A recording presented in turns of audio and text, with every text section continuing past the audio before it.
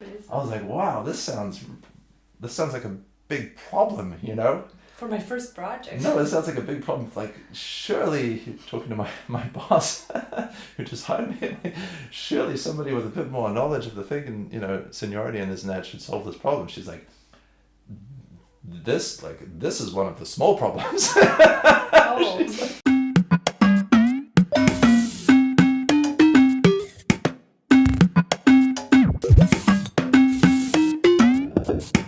Hi all, welcome to another episode of Sinestezija. This time it's an English-speaking episode because we are joined by spacecraft and a rocket engineer, Jesse Oliver. Jesse, welcome. Thanks. I've been learning Serbian, but it is a ridiculously hard language to learn, I've discovered. It is. The more I learn, the harder it gets, so I'm not there yet. But you're not giving up, right? No, I won't give up. At least the curse words are easy, kind of. Yeah. And that's, I think, everything. the people, the first Is thing that what people keep saying to me? So thank you so much for joining me. And today I almost called you a rocket scientist, which is not correct. And can you tell us the difference? What is a rocket scientist and what is a spacecraft and rocket engineer? Oh, sure. Yeah. I mean, this is a standing on the shoulders of giants sort of situation where there's all this cool stuff happening now with space, with companies now especially doing rocket launches into orbit in space and building spacecraft and all this stuff. It's very much an engineering problem.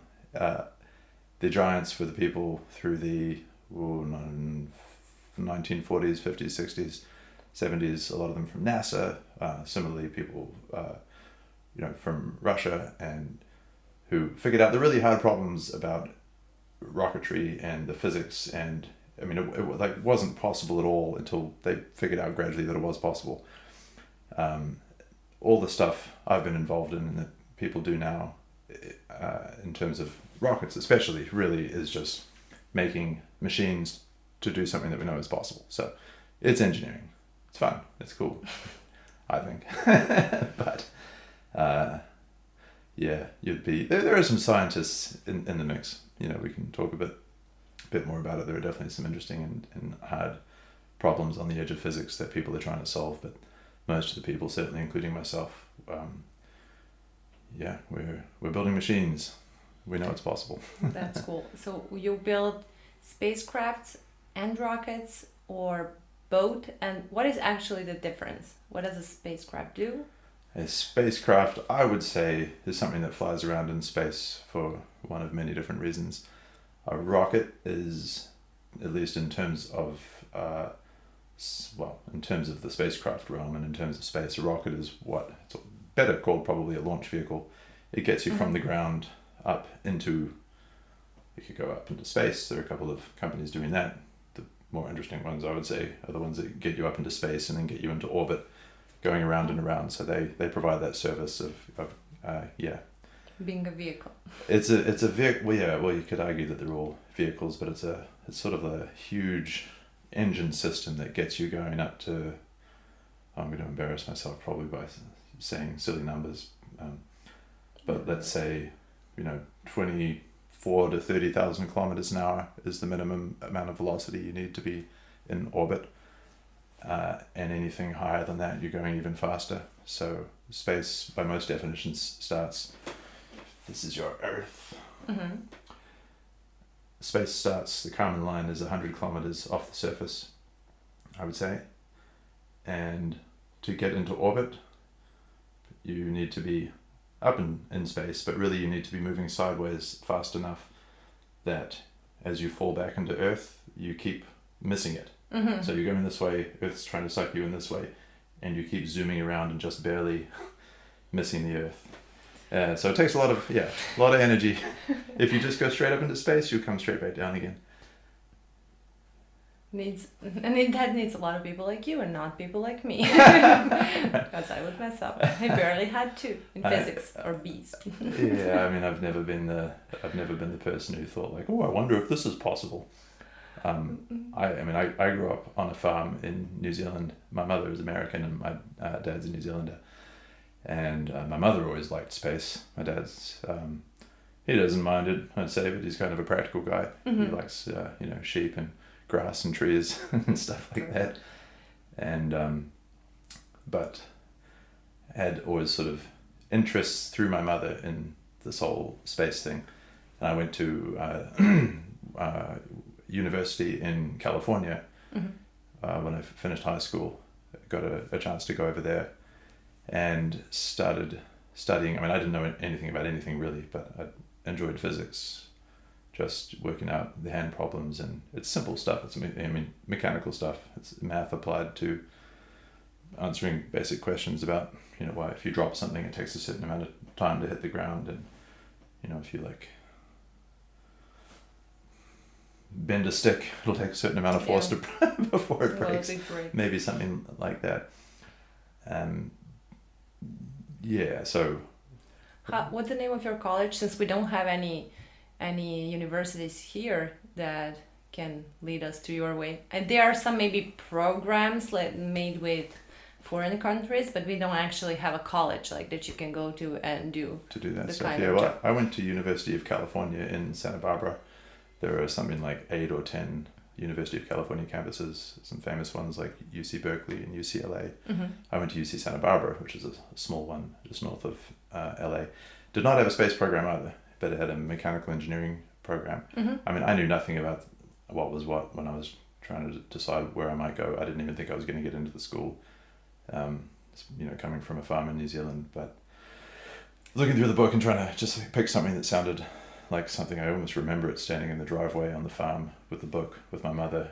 I'm like physics? She's like, maybe. I'm like, what do you do with that? She's like, I don't really know. I was like, what else could I do? She's like, well, mechanical engineering, that's like applying physics to solving problems. Yeah. It's like, oh, that sounds okay. So that's what I ended up doing. That's a cool way to come to that.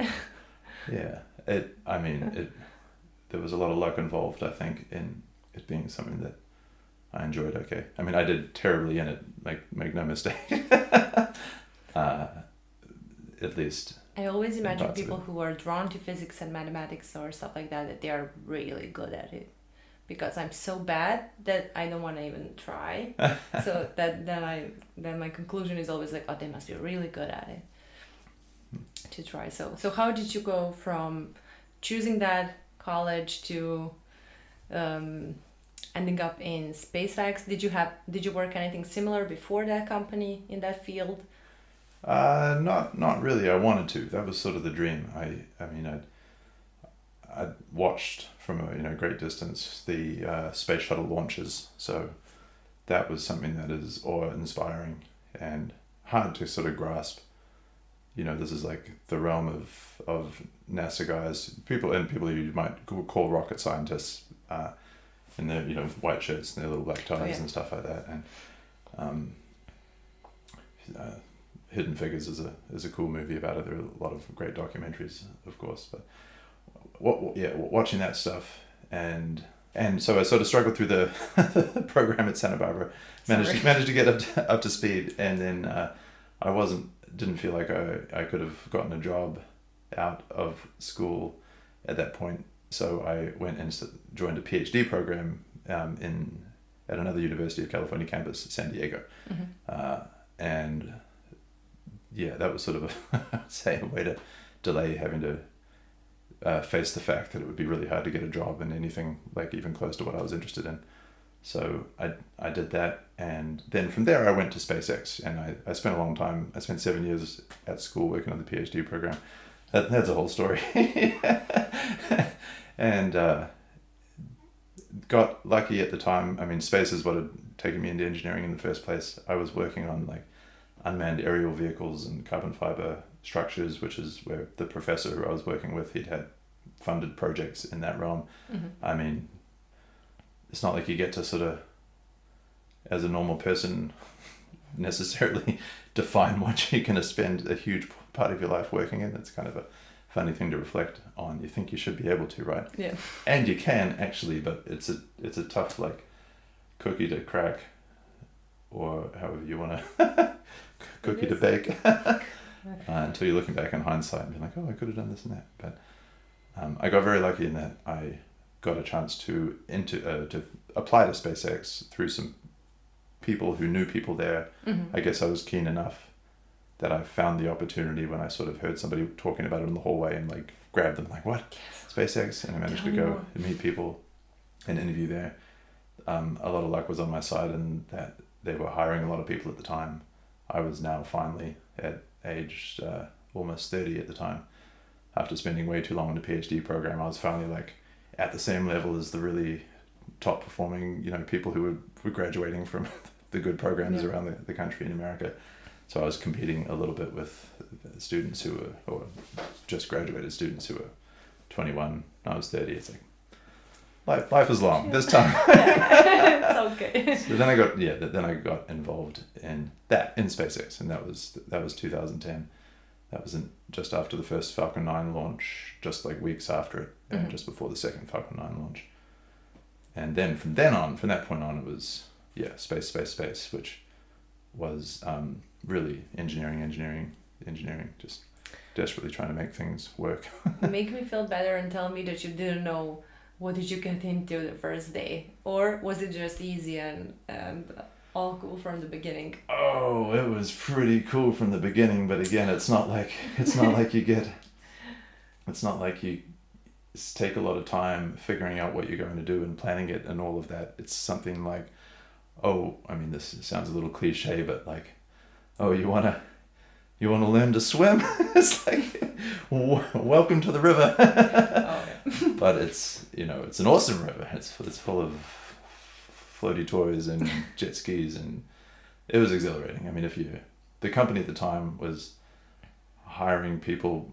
I mean, yes, they want people who are smart, but you can define that in a lot of different ways. They wanted people who were keen and like not a little bit keen, not like, maybe, how bad do you want me? More like people who would almost not take no for an answer. And I interviewed a lot of people. I was there for 7 years. I must have interviewed 40 or 50 people over the time I was there. And you can tell pretty, pretty soon. pretty quickly, who was keen enough. A company like that at the time that I started was just, there were 1,000 people there already, but, it felt like we were trying to do the work of 10,000 people. So there were just unlimited problems to solve, very limited people, and there were only so many hours in a week. People worked a lot, but it was exhilarating. Yeah, it was fun, and you learn fast because you have to. You have to, yeah. Would you say that you had kind of the same problems to solve, or did you change your how would I say that even field, but in the company, would you always do the same parts of the job? Or? It changed over it changed over the years quite a lot. I did for my PhD, I did structural dynamics. Structural dynamics. What was can I remember the title of it? I guess it's just a PhD in structural engineering, but structural dynamics was the focus. Sounds boring. It's a bit boring. Doesn't sound boring. Just sounds complicated. Well, in a way, it is. Structural dynamics is the study of how structures vibrate, and so everybody intuitively knows what vibration is. If you see a tree swaying in the wind, that's vibration. If you see a guitar string as a nice analogy, pluck a string and you hear a sound come out. You're hearing the sound. The sound that you're hearing is the sound waves that have come through the air that have been generated by the guitar vibrating and literally pushing on the air, and that is driven by the string resonating. So the whole thing is moving and it's creating sound, and your ear is hearing it and your brain is processing it. There's a lot going on there. It's sort of amazing, but fundamentally it's all because the structure moves, and so everything moves to some level. Earthquakes make buildings move. Wind makes buildings move. Airplanes, if you ever look out when you're going up and down, you'll see the wings shaking up and down. So many people don't really think about that area of physics in terms of how it's important for vehicles and systems to work. I didn't even, hadn't thought about it until the professor I wanted to work with in the PhD program, said like, this is what I do. If you want to work with me, you do this too. It's like, oh, great.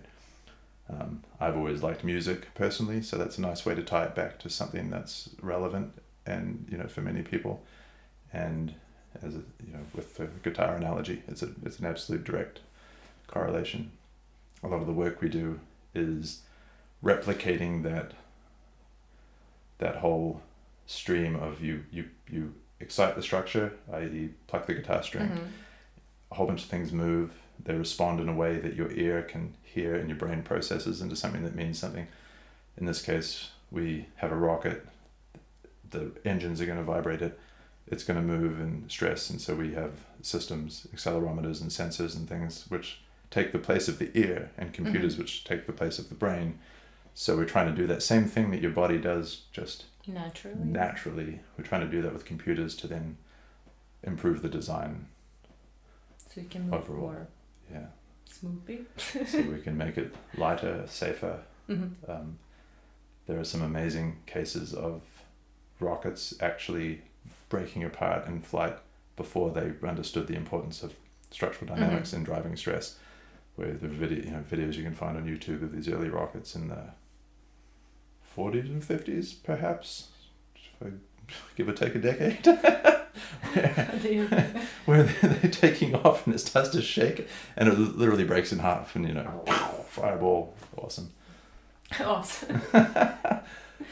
That's interesting. I would never think about that. But then again, I had these from physics, so that makes sense. But it is really interesting to see what else, what things are important when it comes to, like you. But it's not one person who has to think about all of that. That's a good thing. So how many people does it actually take to build a spacecraft or a rocket?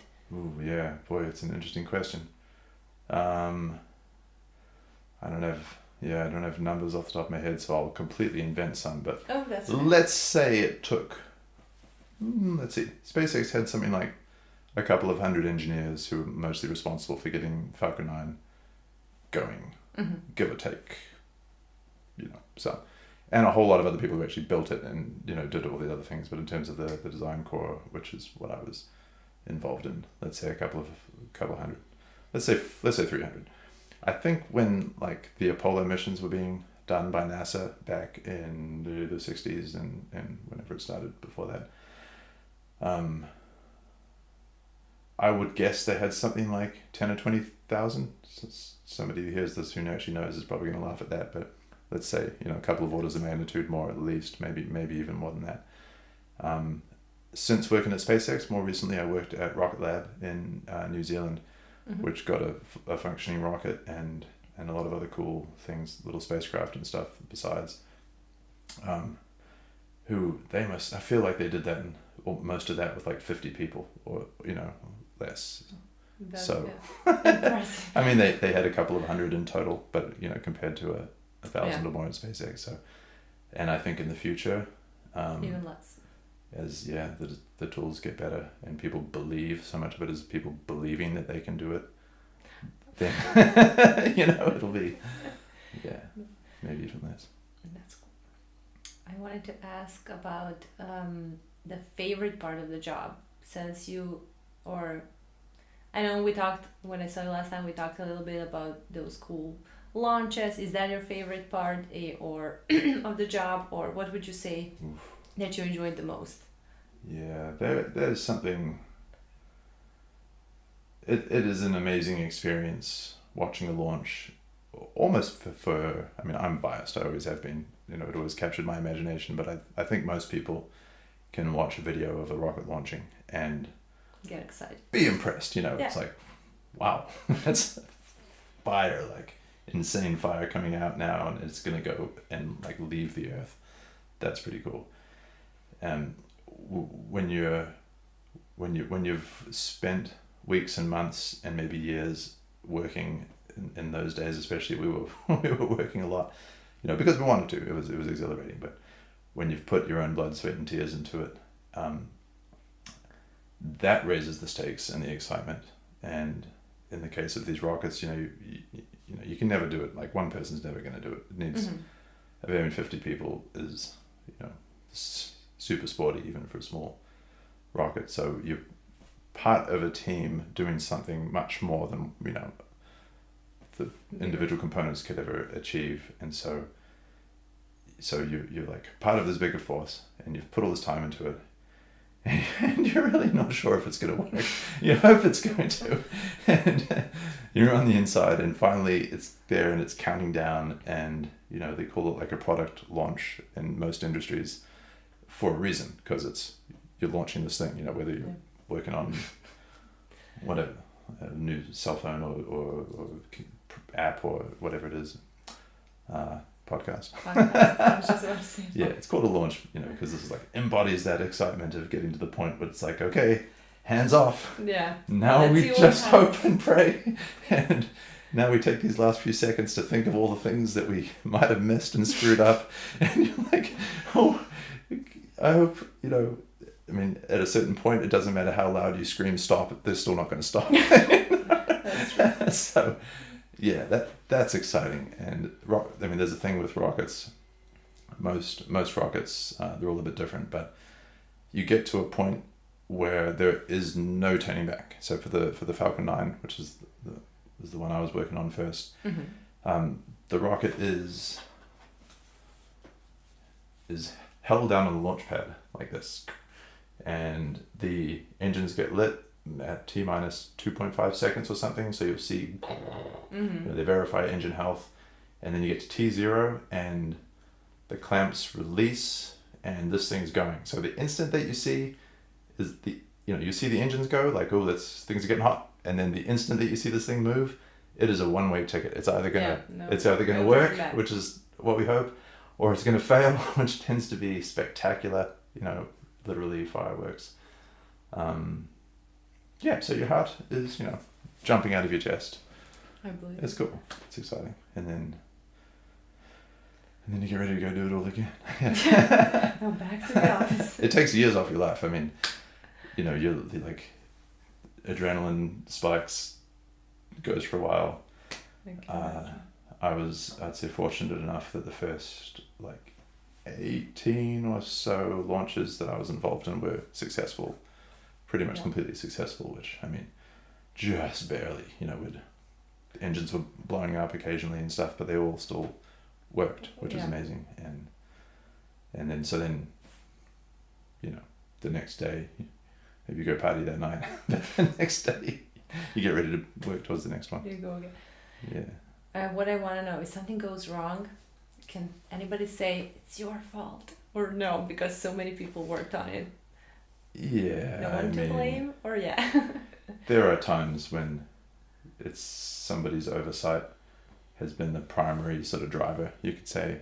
But these things are massive team efforts, like I was saying. So part of that sort of understanding and agreement, part of how it all works, is that if people are checking each other's work.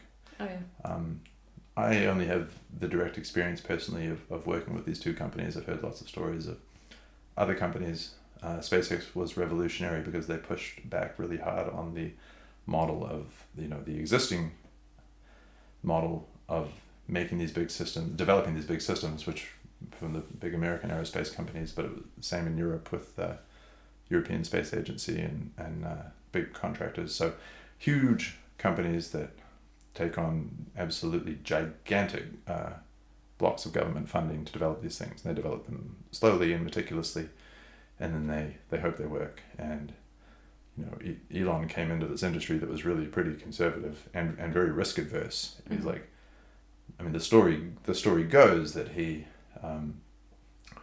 took his bunch of money that he made from selling PayPal, or rather, however that worked, getting out of PayPal, and he wanted to send a greenhouse to Mars. I'm probably paraphrasing and mixing up a couple stories, but gets the point across. Yeah. And he went around trying to find somebody who could sell him a spot on a rocket to send a greenhouse to Mars, that he could have a camera on it and watch something growing on Mars. He's like, that'll be amazing. That'll inspire people. That'll be cool. And the short story is, he went through America, went to Russia even, and it's not that nobody would sell him a spot on a rocket to do it. There was no rocket in the world that could do it. Oh. Straight up. And, this is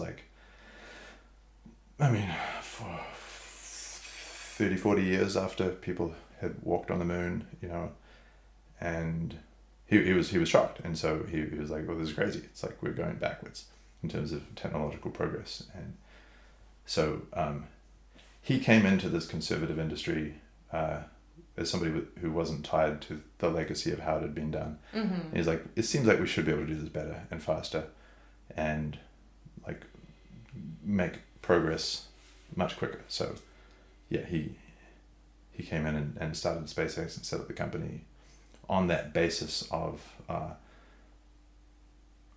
trying to not be held back by the way things have been done. This is really important, and this is why the company has been so successful, because he gave people the opportunity. I mean, he's a smart guy. Mm-hmm. Like, he's an interesting guy now. He's obviously very sort of famous now for some good reasons and some bad reasons.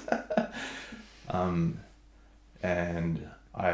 so I got to, develop my own opinion from working for him for 7 years and interacting with him several times on projects through that time. Not more than that, not closely and everything, but mm-hmm. he's smart. He's technically smart. So that's something that people who've worked with him closely have pointed out, that he can take on a lot of information and ideas and make it make sense in his mind better than most people can. Mm-hmm. So he's good in that way. I would say he is very, very, very good though at providing two things. One is a vision that he thinks should be possible, and then being able to break it down into all of the steps that would be required to do it. So we should colonize Mars. That's a vision, Yeah. That's a vision that a lot of people could have. And then his ability to break it down into steps of, to do that, we need a really good engineering company, and we're going to need a lot of money. That means we're going to need to have a regular business that's making a lot of money, that also hopefully is the same business as developing technology that we need to go to Mars in the first place. So we need a really good launch company and a space technology engineering company. And then, break it down all the way back to, as starting from him and a couple friends maybe sitting in a, garage somewhere. Yeah. Yeah, that's where the good ideas. Yeah. So he could break it down. So he was really good though then at building the team of people. I mean, he could provide the vision, sure. Break it down into steps required, great. But then he also was very good at pulling together a team of people who are similarly aligned, who have energy, and then the key point, really releasing them to be their best selves, to work towards the goal. And this is a point that never gets old for me. And it's, you hear so many stories of people who like want to be leaders or want to make an impact, and they do this thing that they micromanage, which is a word that gets tossed around a lot, but man, if you ever experience it, it takes on a whole different meaning, because it stops you being able to do anything useful, let alone exactly. Reach your potential. So he did the opposite of that. We'd say, you're keen, you want to solve this problem. He's like, here are the problems that need solving. Go. Do it. So to go all the way back to the question about if somebody could get blamed for a mistake of a system and a failure of a launch and all of that. Even if it was somebody's mistake, even if somebody made just missed a decimal point or whatever the mistake was, and it's such a team effort that, first of all, everybody would have some blame, a lot of other people for not catching the mistake. Yeah. And just believe me that no decisions go straight to launch day without having people second, double check them and all of that. Although there are millions of those decisions, so actually I take it back. There would be plenty of things that slipped through the cracks, but there was this very strong overarching team spirit that was genuine. And so no, short answer, no, nobody would get blamed. That's good. That kind of a job, besides me not being able to do it, that would give me so much anxiety. I think I would never be able to go to home in my bed and be like, it's a good day. I would like, I left something in the rocket. That would be my average. You get tortured. You get tortured by those, and the closer you get to launch day, the more. Yeah. It does happen for you too? Oh, of course. Yeah. Yeah, because you do have a relatively small team, and you are involved in a lot of different aspects of the final thing. I mean, there's one story that I have from that time that maybe sort of paints a picture is, I started some weeks or maybe a month or two after the first Falcon 9 launch, and this was the first version of the rocket that is now still launching like every few days now. I think it's amazing. And I had like 2 or 3 weeks of onboarding where I was reading a lot and just learning, because it really was coming from outside the industry, so there was a huge amount of learning to be done, not just about rockets and spacecraft and what they are and what they do and this and that, but how all the internal systems of the company work, and you're meeting people and this and that. And then I got my first big project landed on me, which was to support the next launch, which was only happening in like another month in the future. So that's that's a very short time frame in the to learn all for something that big. And the flight computer, which was going to sit up on the Dragon capsule, which was going to control most of the flight, maybe for the entire rocket. I can't remember the exact architecture, but it had failed, and this is how dynamics comes into it. From the separation events and things, is like you use your fuel from half the rocket, and so you jettison that half. The booster jettison stuff. You get these shock events that go through. Boom, crack, and there's no really real way of getting around them.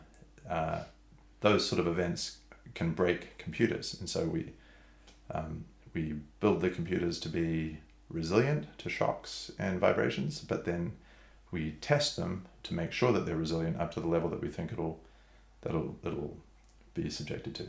Like, great. There are a lot of other things going on as well. So, for instance, computers get really hot, especially when they're running like those ones are. In this case, early days, we put them on big blocks of metal. We had lots of mass margin. It's called, there weren't like people and amounts of cargo going up in the early launches. They were just for tests, so we had extra mass to play with. A few weeks in this case before the launch, the flight computer failed its shock test, which meant we're now saying that this computer will probably break when we're in flight, which is bad. That's a mission failure. So this project comes to me to put the flight computer on something soft. So the flight computer is going to vibrate too much when it's here. We put it on something soft so that it's going to be all sort of nice and smushy. But because it gets so hot, we need to also connect with a thermal connection back to the thing. Like, I don't have to go into too much detail, but I was like, wow, this sounds like a big problem, For my first project. No, it sounds like a big problem. Like, surely, talking to my boss, who just hired me, like, surely somebody with a bit more knowledge of the thing and, seniority and this and that should solve this problem. She's like, this is one of the small problems. Oh. Like, we are all solving this, problems. This is your project, we need you to solve this. You have like 3 weeks to design a system, verify it's going to work, test it, and then we'll install it on the rocket and we're going to launch. I'm like, you're kidding me. She's like, I'm not kidding you, and I gotta go. Can you do this? I'm like, I did. It was awesome. But really? That's the sort of level of that's the level of responsibility that the company was putting on to everybody, and people thrive when they have to under. I mean, it's positive pressure, So most people, the vast majority of people, I'd say, thrive under that positive pressure, and you give them a chance, and you give them resources, and give them an opportunity to be excited and motivated, and they're like, everybody doubts themselves, but you just, when everybody else is going, you're like, okay, I guess I'll go too. I guess I'll go do that. And an analogy that I like a lot, if you ever watched a cycling race like the Tour de France, which I think is still on right now, is you get the peloton, which is the big cluster of riders who all pack in. They're like shoulder to shoulder, almost touching wheels.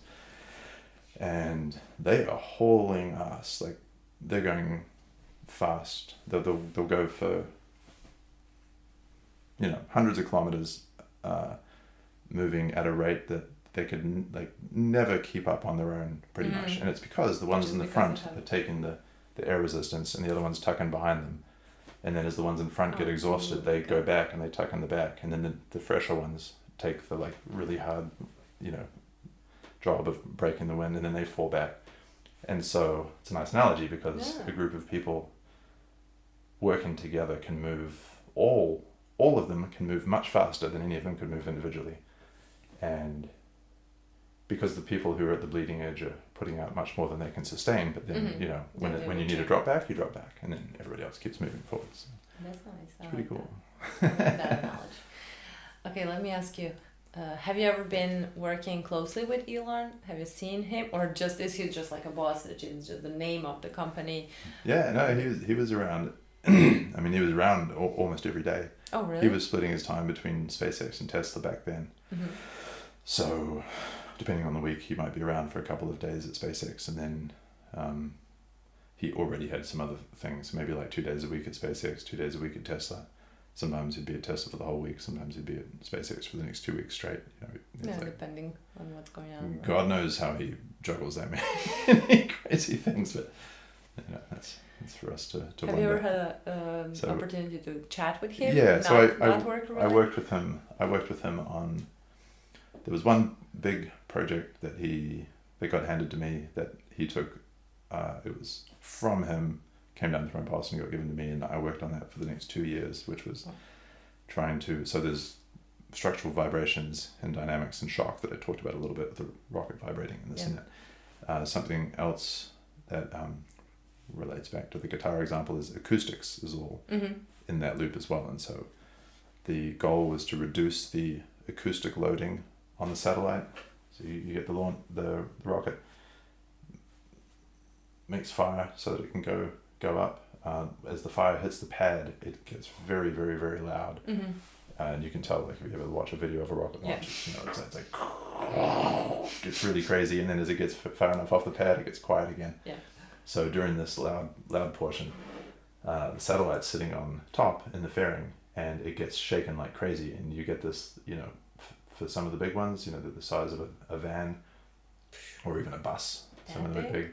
They might be worth like $200 or $300 or $400 million US, and they get exposed to this insane amount of shaking for 10 seconds, 5 seconds even.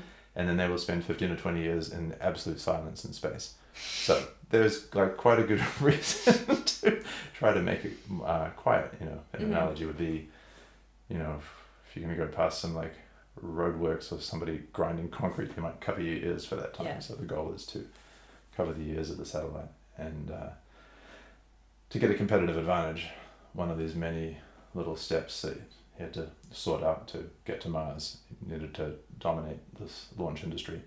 One part of that was getting a competitive advantage. One way he thought of to do that was to make the launches much quieter. So customers could not only save money on the launch, but save money on their testing and development by having a quieter ride. So I ended up working that project and met with him several times through the process of that. Short meetings, very technically focused, but I mean, he's like, what's the you want yeah, I mean, positive. I don't know. I don't know how. Do you feel like you're next to a genius or no? I mean, I would spend a couple of days, almost full time, preparing a few slides to present to him to get the point across. He's trying to make a decision on path forward, or thumbs up the next big lump of money that's going to be spent on it or something. And so, and everybody's, when you're going to go talk to him so he can make a decision, he's a busy guy, so you want to make it as easy for him to make a decision as possible. So you put a lot of time into gathering your information to give it to him. The thing that's sort of amazing to me was that I'd go present for 15 minutes. There'd be other people around. Sometimes it was just like me and him and maybe the VP or something. And make a decision. I'm like, great. And then I'd go off and go back to my work. And then there'd be a line of people just like me waiting to go in and do the same thing. So I don't know how he's like, able to keep that going day in, day out. That's a lot of decision fatigue. In my experience, he was always very reasonable. It was just another day at the office for him. It's just his days are pretty high octane. There were stories of him yelling at people, but they were always the people highest up who were closest to him. He was always super cool to the people who were lower down the company. The first time I ever talked to him in person actually was very funny. When he gave me this project, I thought that it was sort of a crazy project to begin with. So I was already studying acoustics. I designed the acoustic blanket system that goes on the inside of the fairing around the satellite. It's a clamshell fairing, and on the inside there are these black panels. If you ever see a photo, there are lots of them on the internet.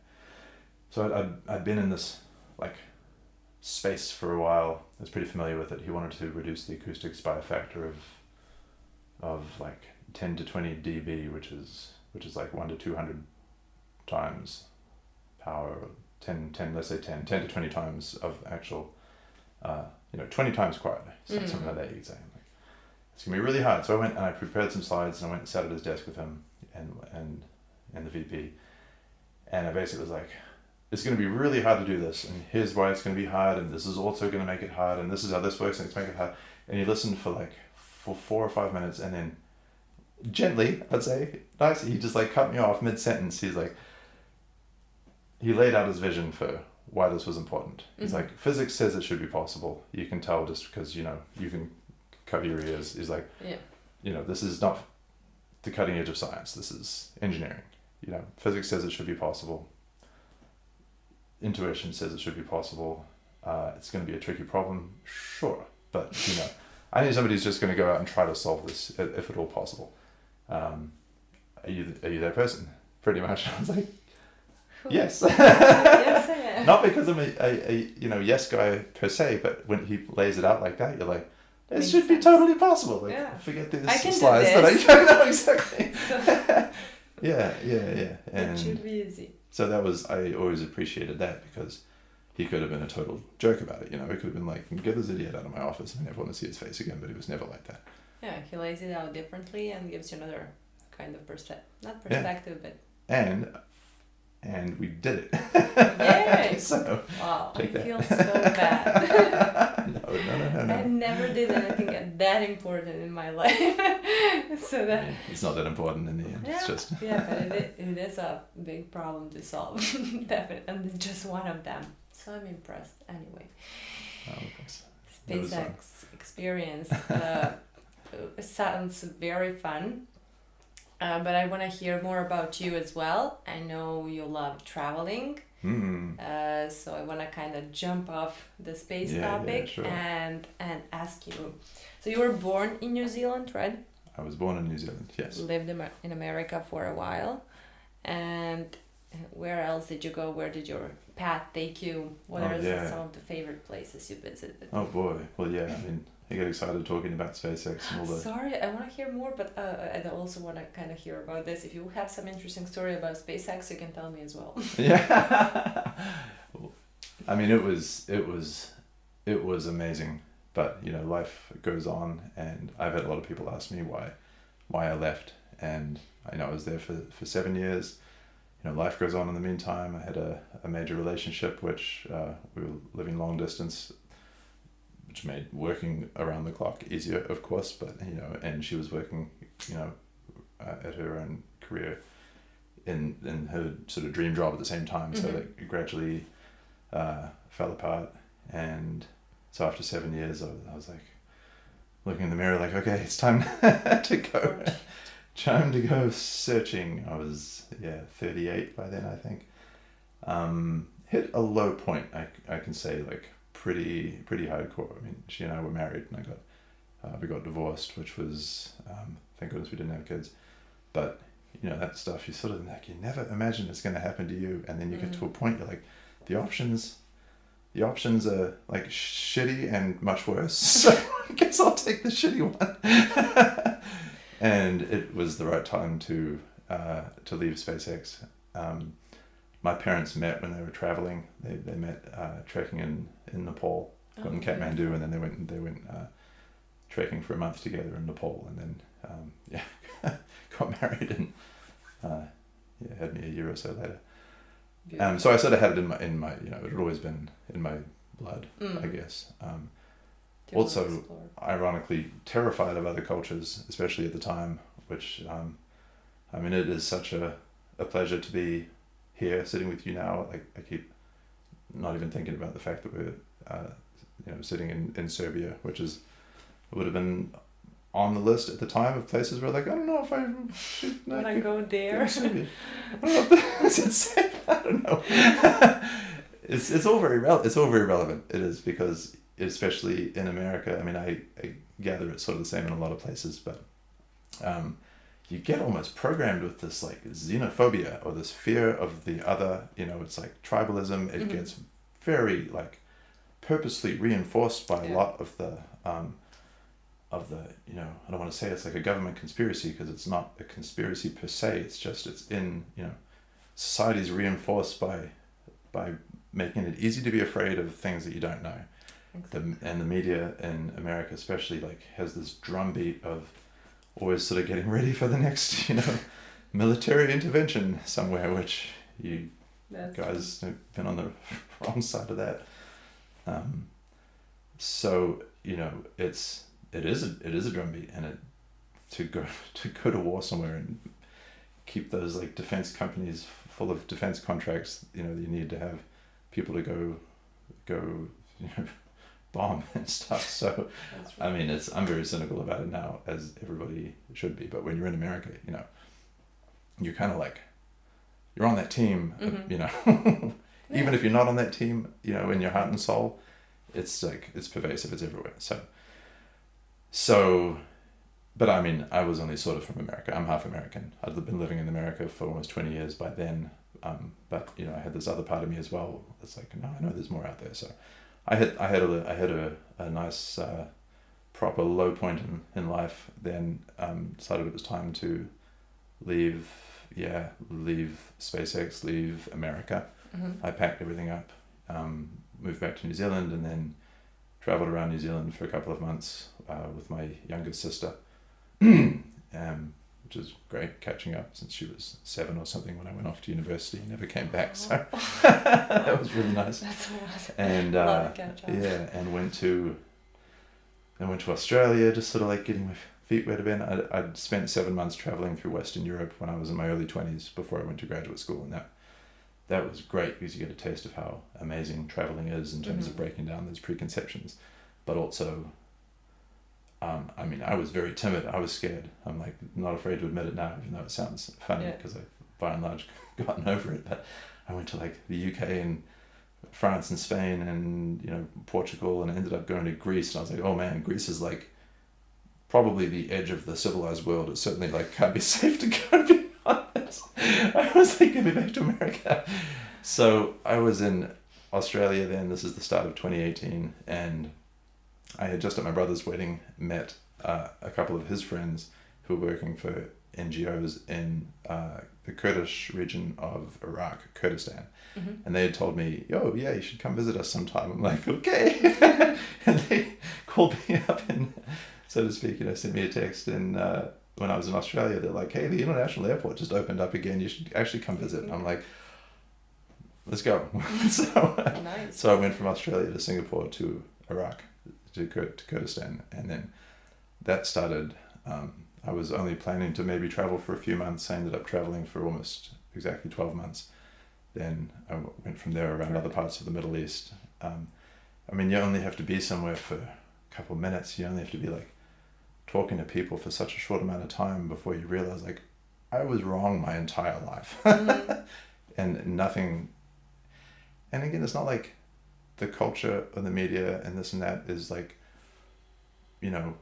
brainwashing you aggressively into thinking a certain thing. You just sort of pick it up over time, but everybody's sort of when it's everybody's normal, it gets to become your normal. And then over there, you're oh my God, it's not like that. People are great. Yeah. And so I went around other parts of the Middle East, went up through Europe and Eastern Europe and Scandinavia, went as far north as Svalbard. Svalbard is north of Norway. I wanted to go really far north. I'd never been there, and I flew into I think it's not Oslo, it's Tromsø, I think, in the north of Norway. Thinking like, oh yeah, this is gonna check some box that I didn't know that I had, which is to be, really far up here. And in the airport, I see a flight map that has Norway and Tromsø, and then it has like a flight going directly north off the map. I'm like, where is that going? And so I did. Yeah, I did. That was cool. And then I went, ended up spending 6 weeks going across Russia. That was a big deal. That's another place that's painted in a pretty negative light, even, before, recent events in Ukraine. This was 2018, but it was still, pretty I'm like, okay, next step, let's go to Russia. Amazing, incredible. I took the train across, and then Mongolia and Hong Kong, and then ended up going to Nepal, and as some funny things end up happening, I set out doing a 3.5 week trek in Nepal, and ended up walking with my partner now, Valentina, who's from Serbia, and that's why I'm here now. So did you see your parents meet in there? Don't tell me the odds, but yeah. Yeah. I wasn't. I don't know. Maybe I was looking. I'm not sure. But even if I had been looking, I never could have expected to find that. Yeah, you didn't go with that plan. No. But that's how it ends up. That's a lovely story. I love it. I love it that you met there. How you met in the middle of the hike or something like that? Like early on, yeah. Then we had about 3 weeks. I joined on with a group. We were doing the 3 passes trek, it's called, which starts. We started actually in a place called Jiri, which is where the original Everest, British Everest expeditions started from. So you hike for a week up through valleys, and then you get to Namche Bazaar, which is the sort of Sherpa capital of the really high part of the Himalaya around there, and then then it's about a 3 week trek around. You go past Everest Base Camp. The highest point is, I think, 5,600 meters that you get up to. So yeah, it takes a while to acclimatize to that. It's an incredible hike. I mean, that was just amazing. I'd gone at that point. I think I'd gone to something like 30 countries through 2018. So it had really been a trip of a lifetime. And this was the second to last stop before getting home just in time for Christmas. But perfect. Also kind of the best one. And we met on the 4th or 5th day or something like that. I was hiking with a group of solo travelers, and so she joined our troop, and never tell me the odds. It's sort of an amazing thing. if you didn't start your journey. I love that. Best things always come when you are at the lowest and you start to go out and search whatever it is. But I agree with that. That one is definitely. I have a I don't know if you call it a philosophy or just an observation, perhaps. Engineer, I can talk about things that are real. Is probably. I really believe. I mean, so I'm 42 now. I think still. For a few more weeks. It's so weird. Oh, life goes so fast. But I'm pleased to say also it's long. It's long enough that you can you can try things. But I've had my own journey. Some ups and downs, and I've have various friends who now have had their own journeys and seen a couple of dramatic falls that I wasn't expecting. And I'm not even talking about true tragedy. That's something that you really can't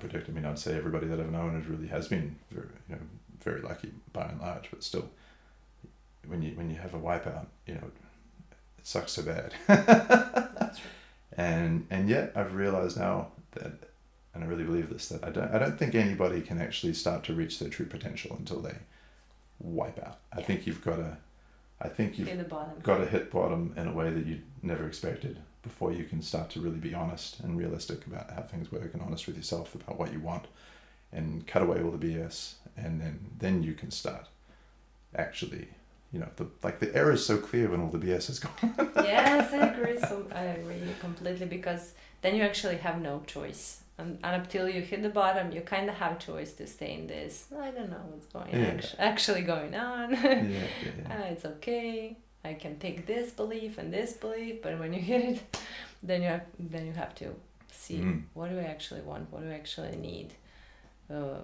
what's my belief, what's not mine, what was given to me, and blah blah blah. So I agree with you completely. And I love hitting the bottom. Yeah, I'm a big fan. When I see my friends falling apart, you're like, I'm a creeper who is here with a smile. I'm like, yay, that's so good. Because you know what's coming later on. It's hard to give that pep talk in the middle of it though. You're like, just give it a few months. we'll keep talking. Exactly. You look so bad when you smile at their worst part of their life, but it is for the best. So I agree. So something else came as a result, I think, maybe of all of those experiences, if I'm not wrong. Your book. So can you tell us more about the things you're writing? So So I've just taken another year off of engineering. So we met just to continue the story. Valentina and I met at the very end of 2018, and I went back to New Zealand. A ruined human at that point, completely in love, and just like, oh man, this was not part of the plan. And she was traveling too. So I was meant to be going back to New Zealand to have Christmas with my family, and then get a job in New Zealand, hopefully with this rocket company that just amazing piece of luck. That there was a rocket company in New Zealand. New Zealand has 5 million people roughly. It's a small place. It doesn't really deserve to be like the 9th country or something in the history of the world that's launched something into space. But hey, that's okay. Here you go. When people don't know that they can't do it, they sometimes can do it. 3 weeks later, I jumped on a plane and went back to India to meet up with Valentina. We spent almost a month traveling there. We spent the rest of that year sort of bouncing around, trying to meet up where we could, and trying to figure out what on earth we were doing with our lives. And then at the start of 2020, she moved to New Zealand to have a go, living together for a few months, which was great, because then COVID happened and she got trapped in New Zealand for 2.5 years. She could have left, but it would have been very difficult for her to come back because of how New Zealand sealed up the borders. So we did all of the COVID together for 2020 and 2021, and then by the time things were finally relaxing in 2022, we were ready to go do something. So we've spent most of the last year traveling again. Yes, so I wanted to write another book, one that was for adults, and one that was I wanted to write a book about sci-fi, and I wanted to write a book about traveling as well. And these two things. I mean, there are a couple of examples. Maybe like Hitchhiker's Guide to the Galaxy was a good one, but not sort of thing I was wanting to write. But so that's what I did over the last year. I wrote the book, and I just finished it the other day. I got to the end of writing the end, which was feels pretty good. Feeling a bit crazy. It's congratulations. Thank you. So I spent about 6 months, I'd say, working on it pretty much full time, from rounding up the concept to getting to the end of writing the manuscript the first time.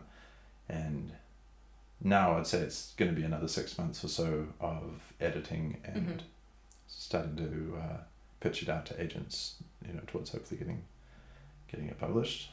We'll see. It is so the concept, if I may, can see if this is interesting to anybody. It's interesting to me. It's about a hapless middle-aged galactic traveler who, brokenhearted, goes out into the galaxy to try to find himself, or find something anyway, and accidentally befriends a kid's toy who's also an advanced AI who also, it turns out, is a planet-destroying assassination weapon. And Okay, here's he gets plot twist. dragged into a galactic shadow war and has to see how his own actions or inactions fit into determining the fate of humanity. Or not. Not hard at all. That sounds like a problem in your ex-company. Right. Not easy. Yeah. But sounds fun. Sounds interesting. Yeah, let's hope. Let's hope. My mother and my father read it already and they liked it, so, you know. I love to hear about it. I love to read it, not to hear about it, to read it. So once it's published, send me a link where I can buy it. Yes. Thanks. Yeah, it's. I mean, writing a book is all a bit of conceit. I would say it's something I've always loved writing, and it's the best thing I learned about in writing the first two manuscripts that I wrote. Mm-hmm. I wrote these two when I was traveling the first time. These sort of lighthearted middle grade books. The thing I learned that's amazing, and this is, you know, something that I was really wanting to share, is that you can, well, we use the book as the example, but I think it applies to a lot of things. There are a lot of people who want to write a book, and a lot of people do write books, and that's great, but it does seem like a big pie to bake. Mm-hmm. The thing that was amazing that I realized is that if you sit down and you spend 2 or 3 or especially 4 hours a day, 5 days a week, and you do that for 3 months, you will have a book. Bam, just like that.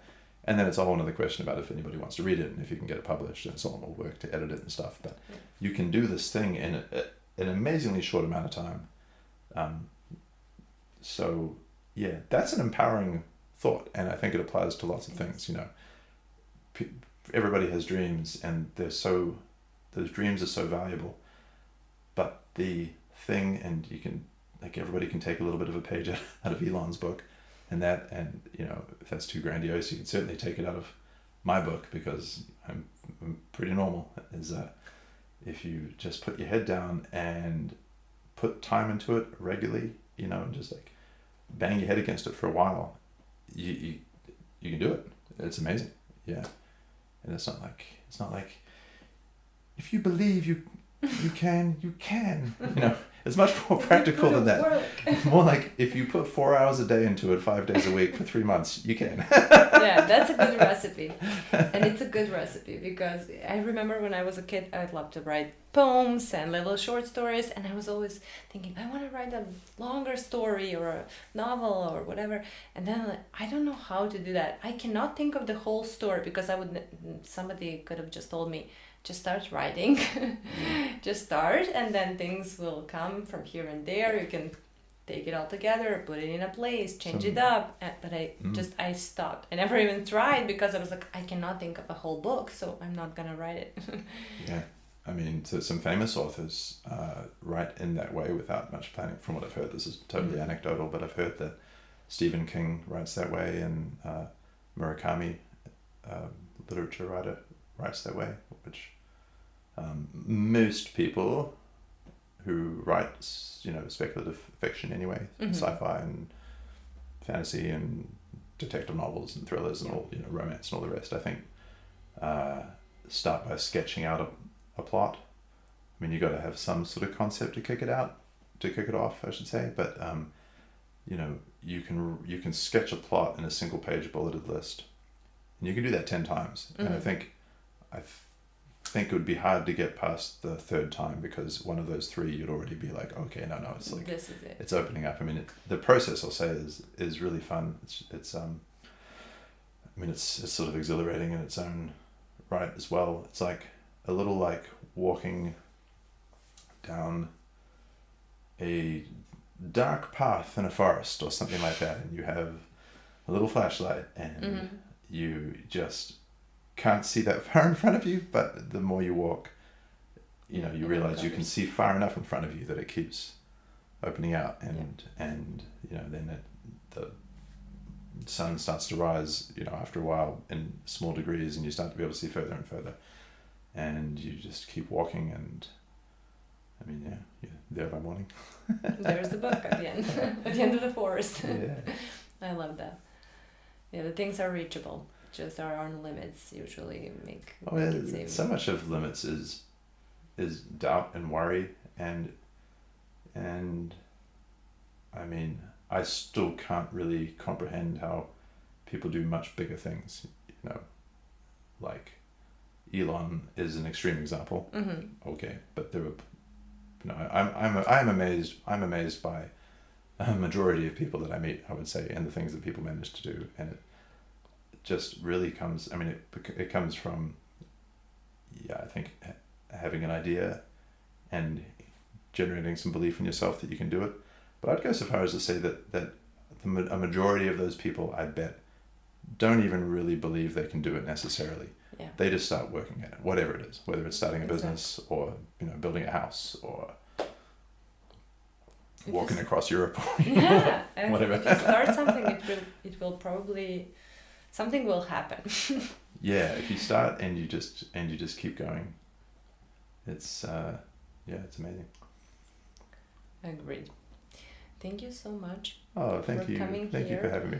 Coming to Serbia, really first fun. of all, and then to my pod. Let me ask you for the end. What are your thoughts about Serbia so far? Oh, I'm so glad Have you you asked. regretted coming kidding? here? No. What is your No. take on it? I mean, I didn't know much about Serbia to begin with, and so I don't know that I had too much of a preconception going into it. I mean, there is this, like, I mean, I was young, you know, when I don't know what words you use to describe it, when the bombings happened, you know, when, you know, yeah, NATO was bombing Serbia. I was in America when that was happening, but I was younger, so I wasn't, like, sort of aware of things going on in the world so much that I was really paying attention. But still, there's this lingering. I mean, Serbia, you know, has fallen on the wrong side of the media's portrayals of, you know, more on the, like, villain side than the hero side. yeah. You know, like Limitless is an example of the movie where the Serbian guy is like, yeah, I'm gonna do a little bit of import-export, you know. We always have this. Right. So in so much as that I knew anything, that was kind of it, which is not something I put a lot of stock in, to be clear, but you know, I was very excited to come here. Valentina was kind of like delaying bringing me here for a little while, I think. But only because mostly we were trapped by COVID, and so you know, we couldn't do it, and she was still in the middle of traveling anyway, so she wasn't in a huge hurry to come back. We came here. I was, you know, really keen to meet and spend time with her family. So anyway, let me say, like, relative to some other places I've been, I came to Serbia with a very open mind and already, you know, horrifically in love with her, you know, and her family from talking to them and video chatting with them and stuff. So I was, whoa boy, yeah, it's been fantastic is the short story. It's been just really great. It's been, I mean, people are very warm, very, friendly. I think Serbians maybe like to hold a little bit of this idea of themselves almost as like the villain in those movies a little bit sometimes. I don't know. People seem to think like, oh yeah, we're really rude. It's like not in my experience. It's been just awesome. So I don't know what to say. Yeah, Love to hear. I mean, when you always get a different experience when you travel to a place and you're, you know, seeing it from sort of the inside. So you know, staying with your partner's family is, I mean, the warmth and generosity and everything that I got showed, of course, was next level, but I get the feeling it would have been the same anyway. So I keep forgetting that I'm not in one of my places that I've called home before, and I'm sure that we'll be calling it home again. Love to hear that. Thank you so much for sharing that, and thank you so much for coming to my Village Girl podcast. Well, thank you so much. Thank you for having me. This has really been fun. Thank you. The rocket goes up.